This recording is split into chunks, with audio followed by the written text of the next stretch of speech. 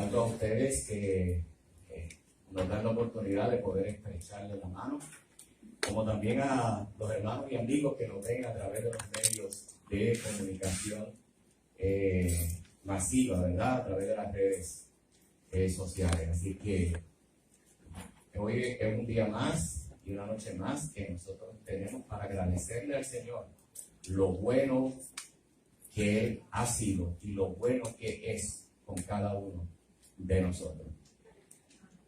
Durante las pasadas 12 semanas aproximadamente, ¿verdad? Hemos estado juntos considerando este tema que ustedes tienen en su opúsculo.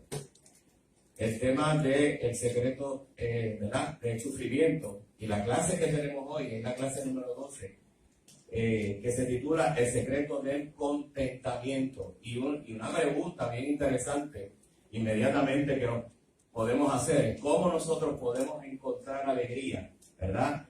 En Cristo, en cualquier situación, hermano.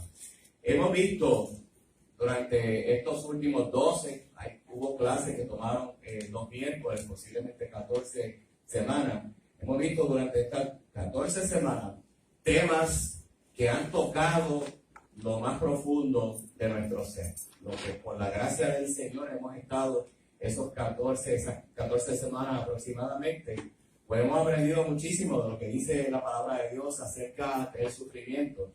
Y algo que nos impacta mucho, ¿verdad? Es que si yo le pregunto a ustedes, bueno, ¿hay alguna forma en que podamos sufrir bien? ¿Qué usted cree? ¿Hay alguna forma en que usted y yo podamos sufrir bien? Que aún en medio del sufrimiento nos podamos sentir bien. Que aún en medio del sufrimiento nos podamos sentir agradecidos a Dios por lo que está pasando. ¿Qué cree usted? Esa pregunta tendría una contestación afirmativa. Sí se puede sufrir bien. ¿Cuántos lo pueden decir convincentemente? Sí se puede sufrir bien. Sí se puede sufrir bien. Amén. Con Cristo se puede sufrir bien. Y de eso es lo que vamos a estar hablando hoy, de algo que a mí me apasiona mucho, y es lo que yo llamo el principio del contentamiento. Yo quiero que vayamos rapidito a Filipenses capítulo 4. Filipenses 4. Y que busquen por ahí rapidito. Lo tienen en su panfleto. Filipenses capítulo 4, versos del 10 al 12. ¿Quién me lo puede leer rapidito? Hermano. En gran manera me gocé en el Señor de que ya al fin habéis dividido vuestro cuidado de mí, de lo cual también estabais solícitos, pero os faltaba la oportunidad. No lo digo porque tenga escasez, pues he aprendido a contentarme, cualquiera que sea mi situación. Sé vivir humildemente y sé tener abundancia. En todo y por todo estoy enseñado. Así, para estar saciado como para tener hambre. Así, para tener abundancia como para padecer necesidad. ¿Quién es el que escribe esta carta? Pablo. ¿Bajo qué circunstancias Pablo está escribiendo esa carta a la iglesia de Filipos? ¿Bajo qué circunstancias? ¿Dónde se encontraba Pablo? En la cárcel. O sea, Pablo, por causa del evangelio, se encontraba encarcelado. Y miren lo interesante, que cuando uno está bien, cuando uno está en salud, cuando todas las cosas marchan bien, pues hablar de contentamiento, eso es fácil. Pero yo quiero que vean que el autor de esta carta, mientras estaba escribiendo estos versículos que nuestra hermana Wendy leyó, estaba encarcelado. ¿Ok?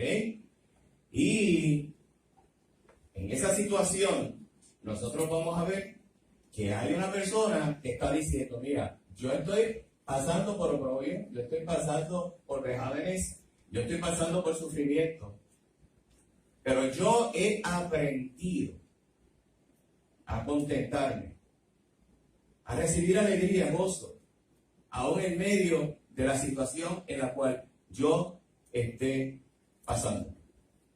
La pregunta es, ¿por qué Pablo podía decir eso? ¿Y quién era el que sostenía a Pablo? ¿Y quién le daba esa convicción? Porque ahorita vamos a ir al por qué él estaba en la cárcel en ese momento y qué él esperaba y qué le había ocurrido en la cárcel. Observen que en esos versículos Pablo le dice a la iglesia: en gran manera me gocé en el Señor de que ya al fin habéis revivido vuestro cuidado de mí. Pablo se refiere a una ofrenda que había recibido de la iglesia de Filipos. Y quiero que se enfoquen en Pablo y se enfoque en el principio ahora. La iglesia de Filipos no era una iglesia próspera económicamente. Era una iglesia pobre. Sin embargo, vemos que es una iglesia que está siempre pendiente de las necesidades de los siervos de Dios. Y esta era la segunda vez que la iglesia de Filipos, había pasado ya 10 años desde su primera ofrenda. Esta es la segunda vez que la iglesia de Filipos le está enviando una ofrenda a Pablo. Y Pablo, en ese primer versículo, le está agradeciendo a la iglesia ese gesto. ¿Ok? Le está diciendo: en gran manera me gocé en el Señor de que ya al fin habéis revivido vuestro cuidado de mí. Y ese al fin no quiere decir que la iglesia de Filipos se había olvidado. Lo que quiere decir que la iglesia de Filipos no había encontrado la forma de hacerle llegar a Pablo esa ofrenda. Mi hermano, recuerden que no tenían los medios de transportación, ¿verdad? No podía hacer una transferencia electrónica de nada. Así que la iglesia de Filipos no había encontrado la oportunidad para bendecir a Pablo, pero en su corazón ya ellos, ¿verdad? Le habían bendecido con sus oraciones constantes. Y Pablo continúa diciendo: no lo digo porque tenga escasez.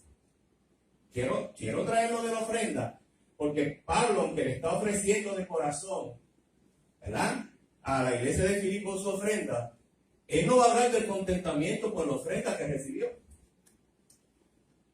Hay muchas veces que se malinterpretan los versículos porque se sacan fuera de contexto. Dicen: no lo digo porque tenga escasez, pues he aprendido a contentarme cualquiera que sea mi situación. Yo le pregunto entonces, ¿qué es contentamiento? ¿Podemos darle una definición a esa palabra? ¿Qué usted cree? Contentamiento. Alegría. Gozo. Contentamiento. Estado anímico de la persona que produce una sensación agradable. Ajá, un estado anímico cuando está en una sensación agradable. ¿Está bien? Es una actitud. ¿Bien? Ese contentamiento es una actitud que nos lleva a un estilo de vida. Lo vamos a ir viendo poco a poco. Vamos a dar una definición a lo que es contentamiento para que de ahí partir a lo próximo. El contentamiento es una expresión, ¿verdad?, de estar satisfechos. De estar satisfechos independientemente de las circunstancias o condiciones o el entorno en que estemos, descansando en la providencia de Dios. En otras palabras, el contentamiento es esa actitud de nosotros estar satisfechos, no importa en la situación, en la condición o en el lugar, esos entornos, o en el lugar donde nosotros estemos. Podemos estar contentos cuando tenemos salud en nuestra casa, o podemos estar contentos aún estando en el hospital. Hemos sido testigos de personas que hemos ido a ministrarle a un hospital, hermano, y nosotros vamos a consolar y salimos consolados por el enfermo. ¿Por qué? Porque esa persona ya ha desarrollado una disciplina personal para estar agradecido. en toda la situación en la que se pueda encontrar esa persona. Miren, el sufrimiento es inevitable. Lo hemos dicho aquí en muchas ocasiones, ¿verdad? Durante 14 semanas ustedes nos han estado escuchando y quiero hacerles un resumen de lo que hemos discutido aquí. Por ejemplo, las pruebas son controladas por Dios. Lo hemos discutido aquí, ¿verdad que sí? Son controladas por Dios y Dios las permite con un propósito. ¿Con qué propósito? Se ve pasando, estamos en la lección 12. ¿Con qué propósito Dios permite las pruebas en nuestra vida? Para nuestra santificación, para nuestra dependencia del Señor. Por lo tanto, yo les puedo decir esta noche que las pruebas nacen en el trono de Dios. Dios es el que permite que ocurran esas pruebas a nuestra vida. Y, oiga, le envían un aviso antes de llegar a la prueba. Generalmente las pruebas pueden llegar sin aviso. Ahora, para esa persona que está en comunicación con el Señor, en contacto con el Señor, Dios está preparando, nos va preparando para cuando llegue ese momento difícil. ¿Sí o no? Sí. ¿Sí nos va preparando? Para cuando lleguen esos momentos difíciles. Y yo quiero que ustedes entiendan lo siguiente. Dios permite las pruebas, pero nos da la salida juntamente con la prueba. Nos da la salida juntamente con la tentación. O sea, no podemos decir que estamos solos en ese proceso.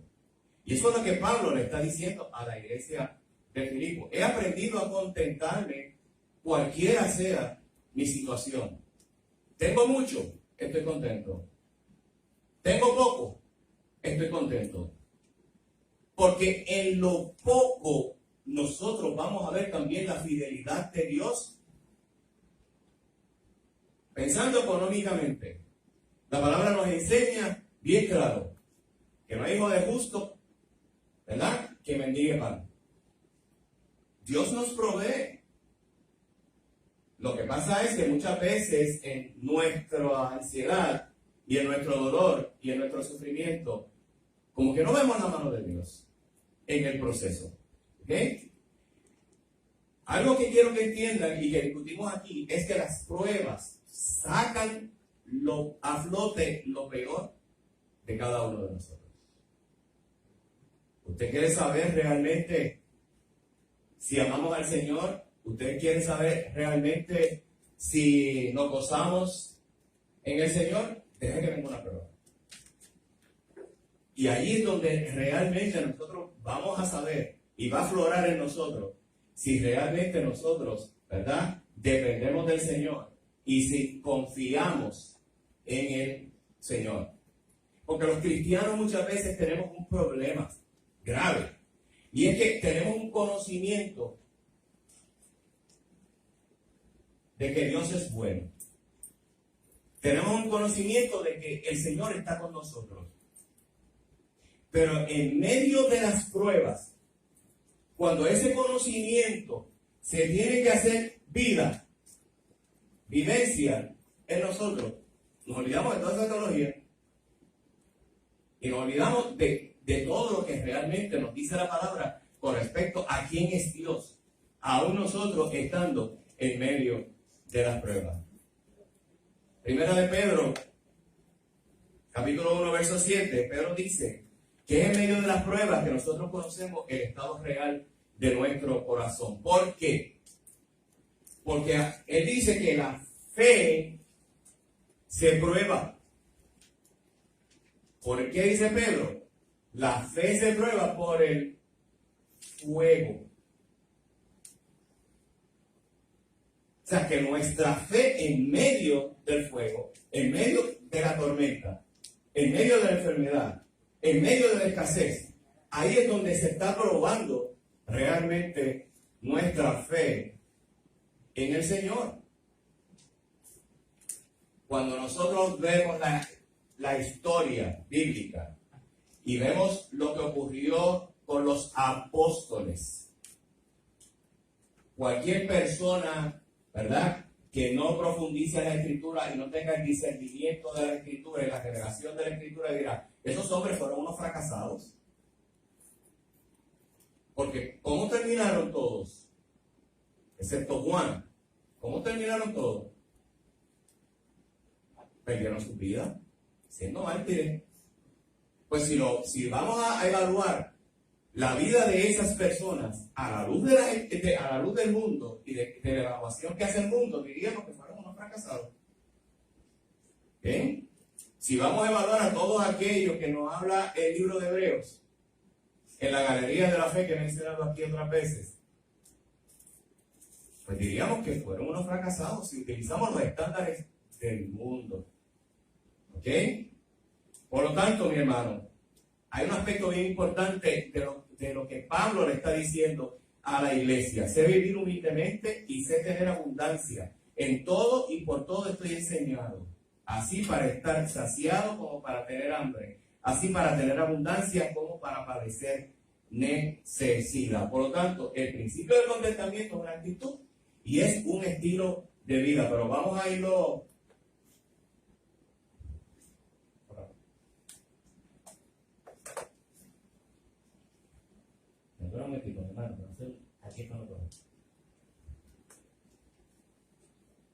¿Qué produce el contentamiento? Vamos a hablar de las características. ¿Qué produce el contentamiento? Ya dijimos lo que es el contentamiento y se dio la definición, ¿verdad? Una expresión de estar satisfecho independientemente de las circunstancias, condiciones o el entorno, descansando en la providencia de Dios. ¿Qué produce el contentamiento? Lo primero es que el contentamiento proviene de nuestro interior. ¿Quién lo produce? El Espíritu Santo. En nosotros. Porque nuestras propias fuerzas, nosotros no podemos tener contentamiento cuando estamos tristes, cuando estamos acongojados, cuando estamos enfermos, cuando estamos necesitados. ¿Bien? Viene del interior, viene del Espíritu Santo y de la certeza y de la convicción que nos da la fe en que el Señor está con nosotros en medio de toda esa situación. Por lo tanto, ¿la produzco yo? No. Ese gozo, ese contentamiento, esa satisfacción en medio de esa prueba, la va a producir el Espíritu Santo en mí. Amén. Por eso yo le decía que ese conocimiento teológico que tenemos lo vamos a llevar a la práctica de esa manera, porque así es que va obrando el Espíritu Santo en cada uno de nosotros. Lo segundo es que el contentamiento tiene que ser tranquilo. Usted no puede decir que esté en contentamiento mientras está ansioso. La Biblia dice que cada día trae ¿qué? Su propio, y que por nada estemos ansiosos. ¿Ok? Es tranquilo. Y lo vamos a ver ya mismo. Vamos a ir al libro de los Hechos.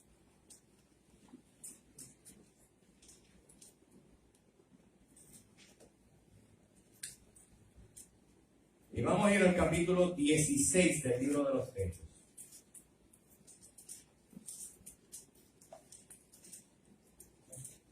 Capítulo 16 de los Hechos. Vamos a leer el versículo 22 en adelante. Voy a leer rapidito. Pablo y Silas en la prisión llegan a Filipo, comienzan a predicar la palabra de Dios y se le acerca una joven con un espíritu de adivinación. Y esa joven que tiene ese espíritu de adivinación le va diciendo al pueblo: estos son hijos, siervos del Dios Altísimo, a ellos escuchad. Estuvo así por unos días hasta que Pablo les reprendió el espíritu maligno satánico que había en ella, porque era una persona que adivinaba. ¿Qué ocurrió? En el momento en que Pablo reprende ese espíritu sale de esa joven. Y la facultad que ella tenía, y lo pongo entre comillas, la facultad que ella tenía para predecir el futuro, desapareció. Pero conjuntamente desapareció la ganancia que ella le daba, ¿bien?, a sus amos.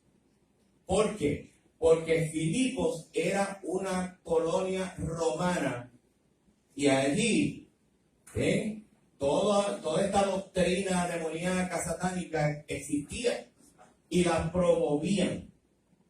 Eso es como si llegara un siervo del Señor a un pueblo en Estados Unidos y a un estado en Estados Unidos donde se practica abiertamente ese tipo de práctico, aquí un pueblo en Puerto Rico. Y de momento, por la gracia del Señor, enviado por el Señor, pues predica y se convierten las personas que antes se dedicaban, ¿verdad?, a esa práctica. ¿Qué pasó? Los amos llevan a Pablo y a Silas, hay una revuelta, amotinan a la gente y arrestan a Pablo y a Silas. Pero no tan solo eso, le sigo leyendo, dice, después de haberlos azotado, el versículo 23, después de haberles azotado mucho, los echaron en la cárcel, mandando al carcelero para que los guardase con seguridad. Entre ese versículo 22 y 23, usted ve ahí que diga que le hicieron un proceso judicial a Pablo y a Silas antes de azotarlo y enviarlo a la cárcel. No. O sea, simplemente los cogieron, la turba, los magistrados ordenaron que los echaran a la cárcel, ¿verdad? Y el carcelero los introdujo al calabozo más profundo que tenía allí y ató sus pies en un cepo. El versículo 24 dice, el cual, recibido este mandato, hablando del carcelero, los metió en el calabozo de más adentro y les aseguró los pies en el cepo. Pero a medianoche, orando Pablo y Silas, ¿qué estaban haciendo? Cantaban himnos. Oiga, si usted sigue leyendo esos versículos, en ningún lugar usted va a encontrar que Pablo y Silas se estaban quejando de la situación. Y los habían azotado con vara. Y estaban en lo más profundo del cepo, ¿verdad?, de la prisión allí, con el cepo puesto a sus pies. ¿Pero qué estaban haciendo ellos? Su espíritu estaba tranquilo. Ellos estaban haciendo lo que Dios les había mandado hacer. ¿Se dan cuenta que el contentamiento es una actitud de tranquilidad, de dependencia totalmente del Señor? Tercero, el contentamiento es una obra de gracia. Eso lo hace el Señor en nuestra vida.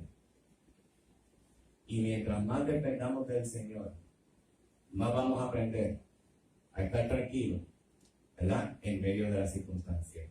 Mientras más nosotros le creamos al Señor, más tranquilos vamos a estar en medio de las circunstancias. Observen que le estoy diciendo más tranquilo, no estoy diciendo totalmente tranquilo, estoy diciendo más tranquilo. En la medida en que el Señor va permitiendo unas situaciones a nuestra vida, Él las permite, siempre hemos dicho aquí, para bendición nuestra y para que podamos depender totalmente de Él. Así es que es una obra de gracia y es una obra, mi hermano, de una confianza, como cuarta característica del contentamiento, de una confianza que nosotros tenemos en la providencia del Señor. Confianza en la providencia del Señor. Es decir, dependencia total del Señor. La segunda pregunta que ustedes tienen ahí, ¿qué no es contentamiento?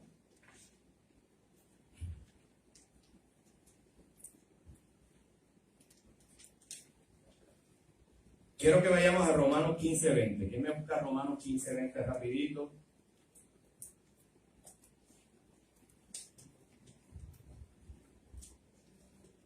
Y otro hermanito me busque 2 Corintios 5:9. Romanos 15:20.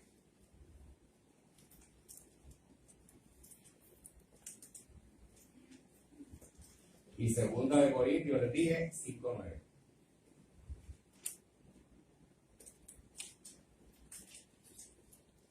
¿Quién tiene el versículo romano?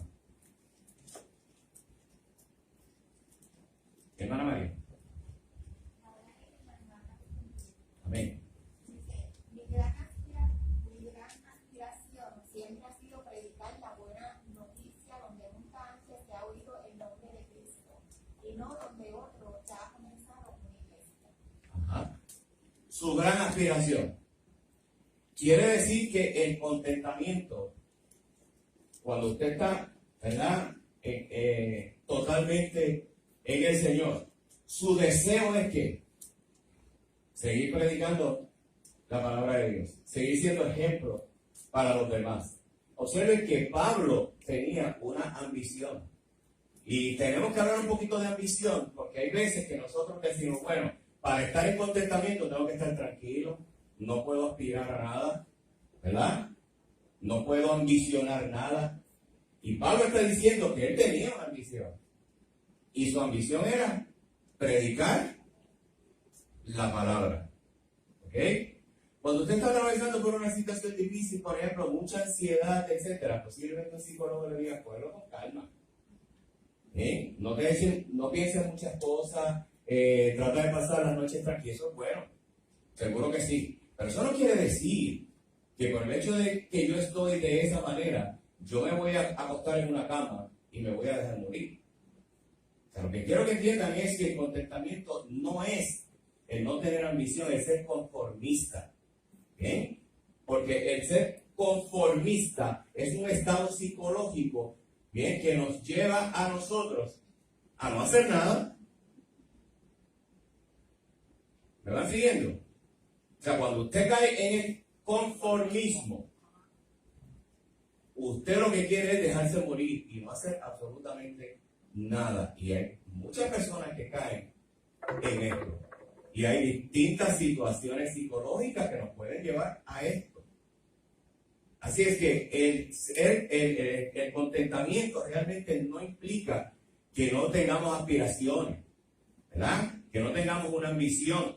Porque precisamente Pablo lo que está diciendo ahí, sí, yo tengo ambición, mi ambición es seguir predicando el Evangelio. Y Pablo dice algo más, le dice a Timoteo que el que ambiciona, por ejemplo, obispado, en otras palabras, el que quiera ejercer una función dentro de la iglesia de pastor, de diácono, bien, esa ambición es buena.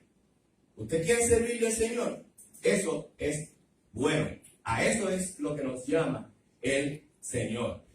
¿Cuál es la ambición que realmente Pablo ataca? Y le dice, ten cuidado, porque ese tipo de ambición, bien, te lleva a todo lo contrario a lo que es contentamiento. ¿Cuál es el tipo de ambición? Vamos a ver en Filipenses 2:3. Filipenses 2:3.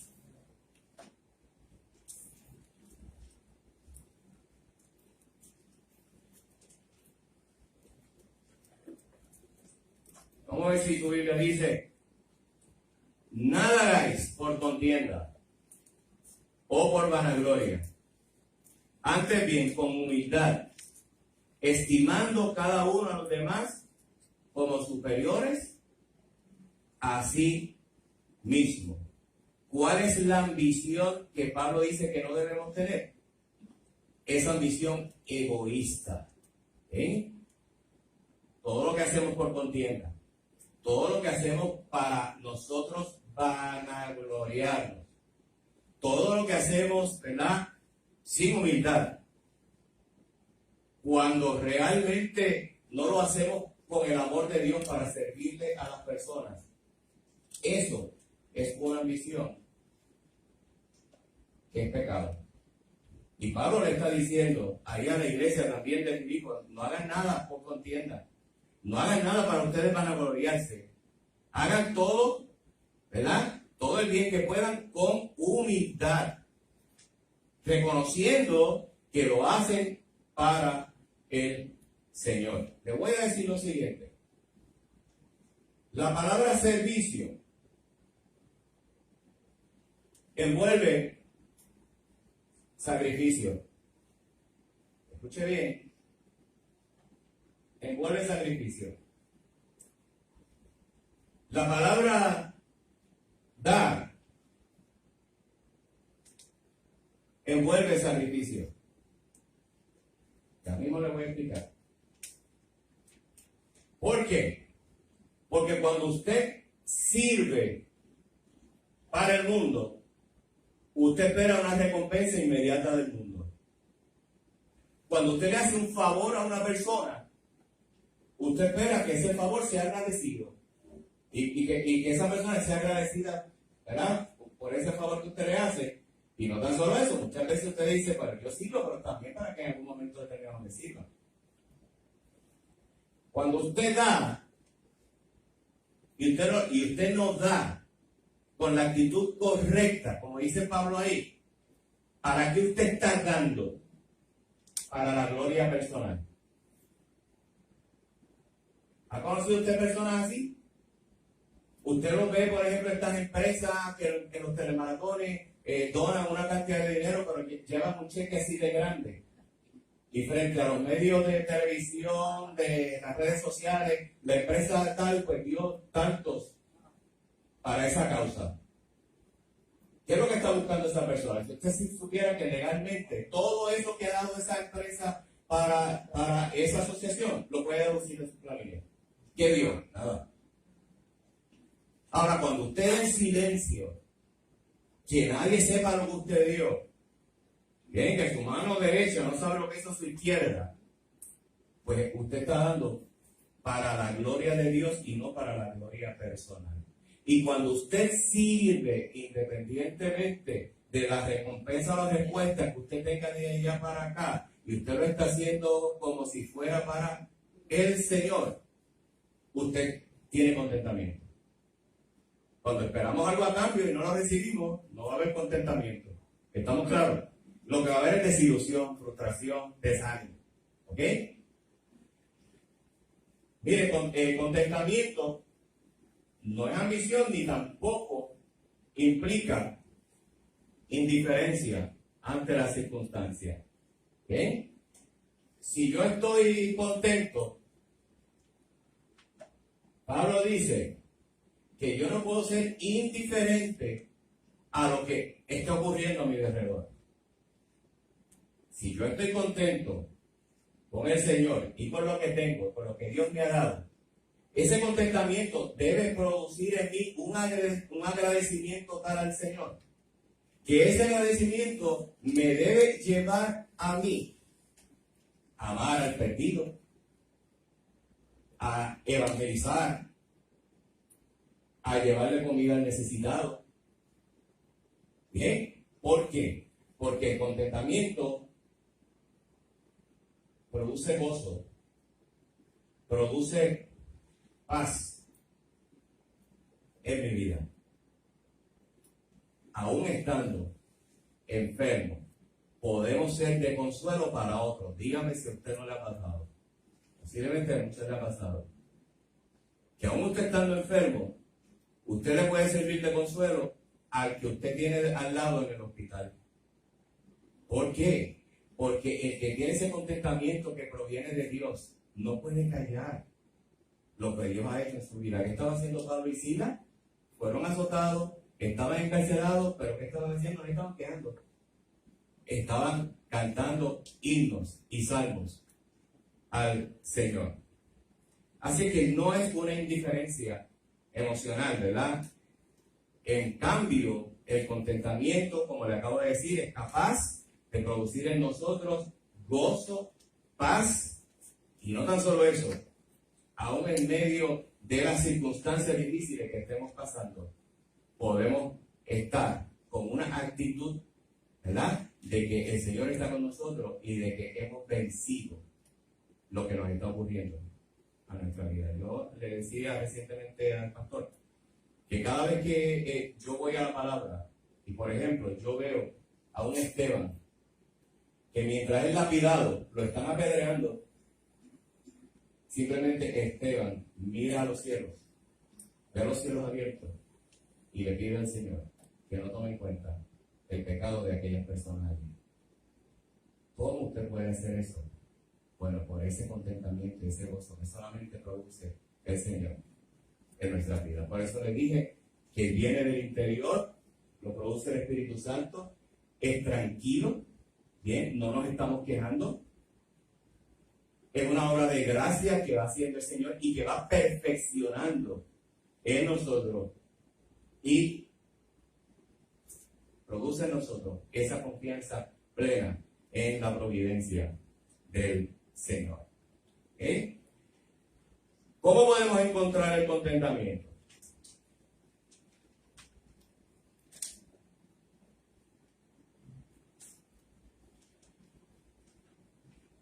Vamos a regresar a Filipenses 4, que es el texto base, o la porción base.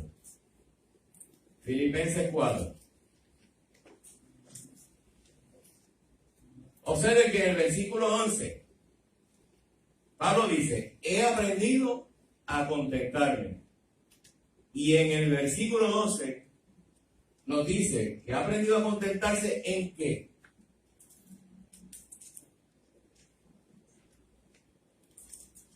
Alguien que me lea otra vez ese versículo. Versículo 12.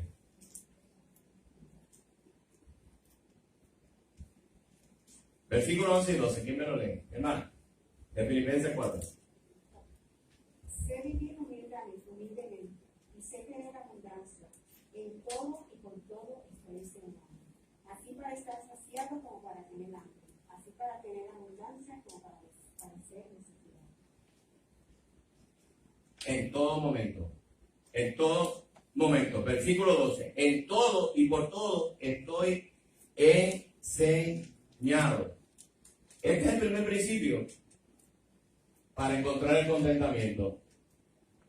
Si él dice que en todo él ha sido enseñado, quiere decir que ha habido un proceso de qué. Cuando usted es enseñado, usted aprende porque ha habido un proceso de qué, de aprendizaje. Y Pablo está diciendo, mira, el contentamiento viene de haber sido enseñado. Hoy y yo estábamos compartiendo con una persona que nos estaba relatando su situación de vida y me hablaba de un Cristo. Y después de ella hablar conmigo y hablarme de Cristo y de que había aceptado al Señor como Salvador, yo le hice una pregunta. ¿Y quién es Cristo para ti?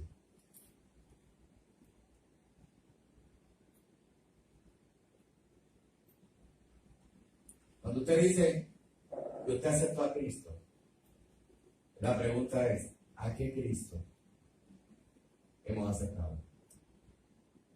Porque hay muchos Cristos. Y hay muchas personas que creen que pueden llegar a Cristo a través de medios esotéricos y de distintas filosofías. ¿A qué Cristo?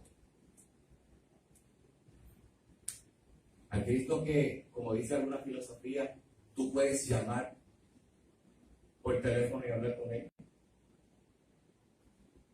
¿Saben que hay una filosofía que dice eso? Que lo importante es que usted vaya en búsqueda de ese teléfono, ese número de teléfono del Señor. Eso es como la religión del espagueti que una vez se creó en Puerto Rico. Si usted dice que usted ha aceptado a Cristo y usted conoce a Cristo, es porque hemos sido enseñados. Una de las palabras fundamentales en la misión de nuestra iglesia es, ¿verdad?, conocer. ¿Por qué? ¿Cómo yo puedo decir que yo le he entregado mi vida a un Cristo que no conozco? Observen lo que le estoy diciendo. Pablo está diciendo, he sido enseñado, he aprendido. Porque si él dice, he aprendido a contentarme, es porque él ha sido enseñado. ¿Cómo ha sido enseñado Pablo? Vamos a ir a 2 Corintios. Lo tienen ahí también. Capítulo 12. Versos del 7 al 10. 2 Corintios 12. 7 al 10. Vamos a ver si dice de la siguiente manera. Y para que la grandeza de las revelaciones no me exaltase desmedidamente, me fue dado un aguijón en mi carne, un mensajero de Satanás, que me abofetee para que no me enaltezca sobremanera. Respecto a lo cual 3 veces he rogado al Señor que lo quite de mí.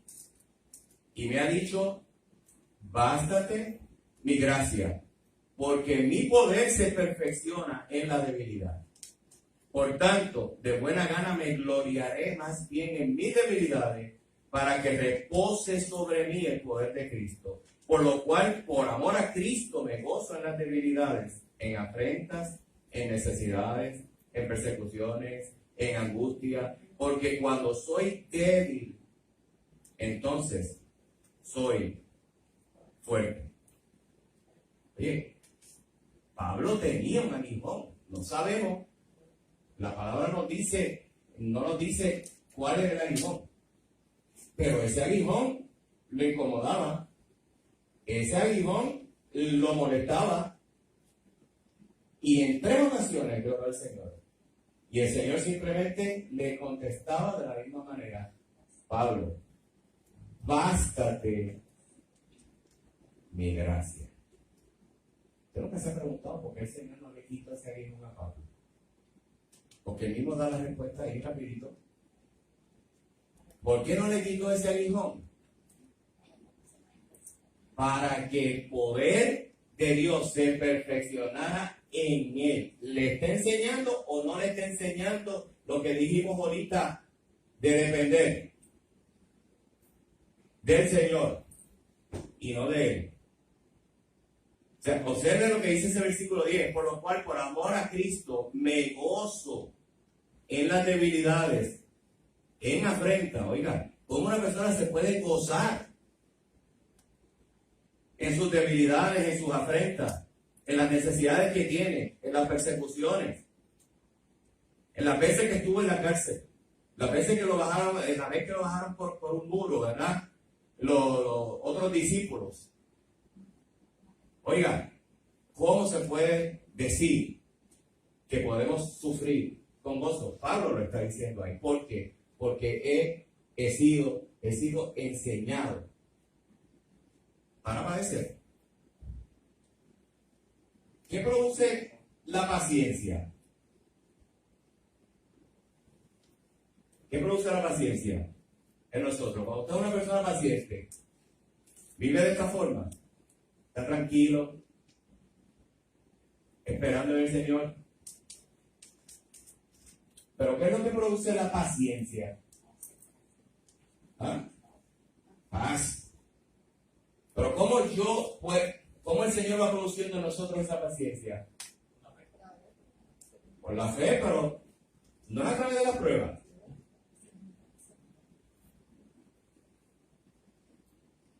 ¿O es que la paciencia surge así, de la nada? No, la paciencia surge definitivamente por las pruebas. ¿Y quién permite esas pruebas? Dijimos ahorita, el Señor. ¿Para qué las permite?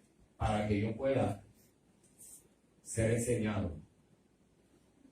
Ese es nuestro proceso de aprendizaje. Y a veces somos lentos para aprender, mi hermano, ¿verdad? Pero Dios en su bondad permite, ¿verdad?, una experiencia para que aprendamos a contentarnos, ¿verdad?, en las situaciones que Él provoca en nuestra vida y que permite en nuestra vida. Vamos a ver Santiago capítulo 1, versos del 2 al 4. ¿Qué nos dice Santiago 1, 2 al 4?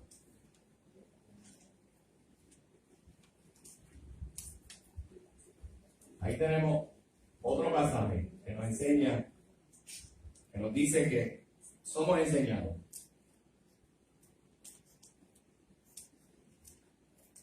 Santiago 1, 2, 4. ¿Quién lo tiene, no? Hermanos míos, tenéis por sumo gozo cuando os halléis en diversas pruebas, sabiendo que la prueba de vuestra fe produce paciencia. Mantenga la paciencia su obra completa, para que seáis perfectos y cabales sin faltarte cosa alguna. Vamos a ver si tenemos respaldo bíblico en lo que dijimos. Hermanos míos, tened por sumo gozo cuando os halléis en diversas pruebas, sabiendo que la prueba de vuestra fe produce paciencia. Mantenga la paciencia su obra completa, para que seáis perfectos y cabales, sin que os falte cosa alguna. ¿Qué nos está diciendo Santiago? Lo mismo que Pablo, ¿verdad?, nos acaba de decir en 2 de Corintios 12, del 7 al 10. He aprendido a tener esa paciencia. Lo he aprendido porque lo he sentido en mi carne, y en 3 ocasiones le he pedido al Señor que quite ese hijo de mí, y el Señor dice: bástate mi gracia. Por lo tanto, sé que soy débil. El aguijón me recuerda que soy débil, que necesito depender constantemente del Señor, y gloria a Dios por eso. Porque si el aguijón no estuviera ahí, posiblemente, ¿verdad?, posiblemente no tendríamos el Pablo que nosotros conocemos. Dios permite las pruebas en nuestra vida, siempre para bendición nuestra. Así es que el contentamiento lo podemos conseguir a través de la enseñanza. Segundo, el contentamiento, que es la letra B que ustedes tienen ahí, dice: al hacer el trabajo frente a nosotros. Es la letra B.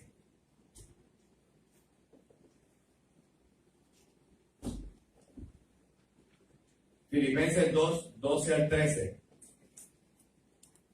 ¿Qué es el versículo que tienen ahí?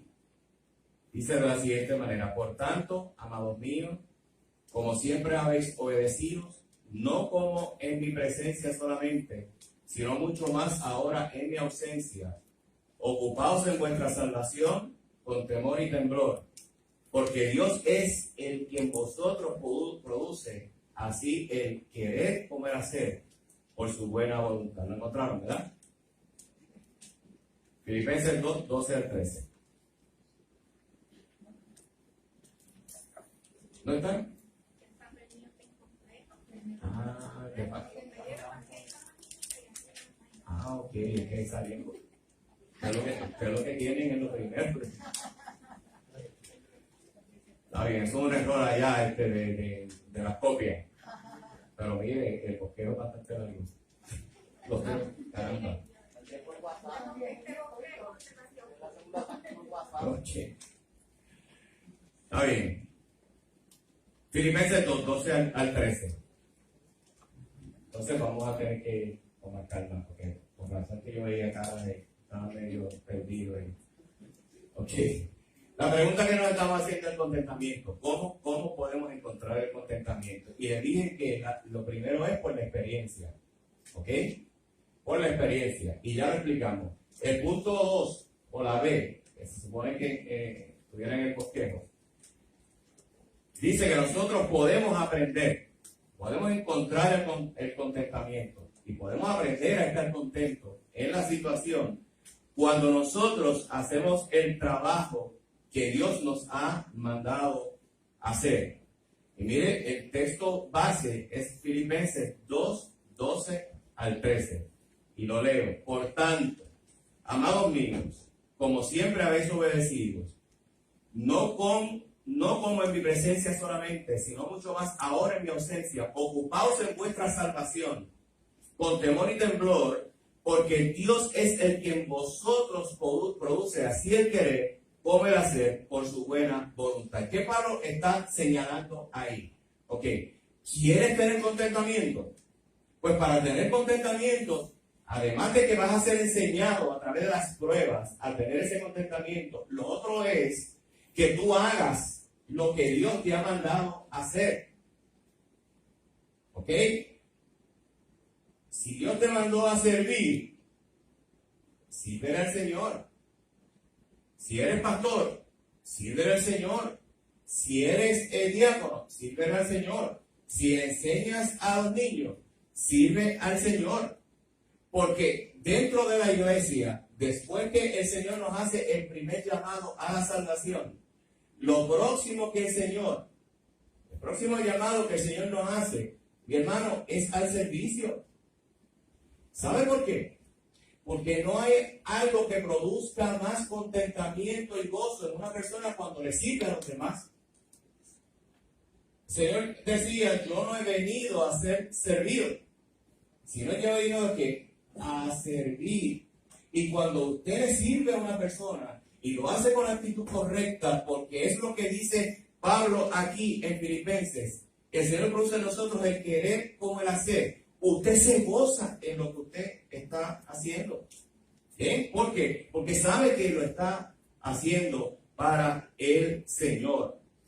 Y entonces, en medio de ese proceso de servir, usted también va a ser enseñado, como yo le decía ahorita, que aún sirviendo, van a haber personas que no van a estar contentos con lo que usted está haciendo, que no le van a agradecer. Pero nuestro norte no debe ser el agradecimiento de la persona. Nuestra ideal y nuestra meta debe ser que lo que yo estoy haciendo, lo estoy haciendo para la gloria de Dios. ¿Ven? Y a quien yo le tengo que rendir cuentas es al Señor.